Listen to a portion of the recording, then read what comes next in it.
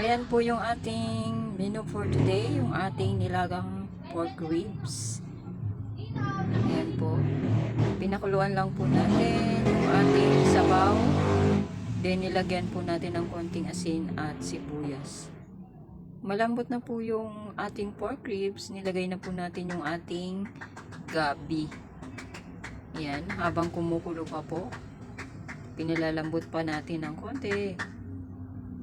Then, nilagay na po natin yung gabi dyan at saka siling verde at siling labuyo.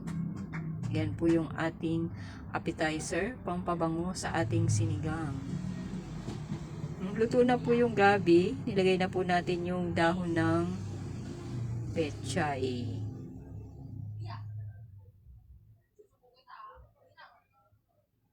Ayan po siya.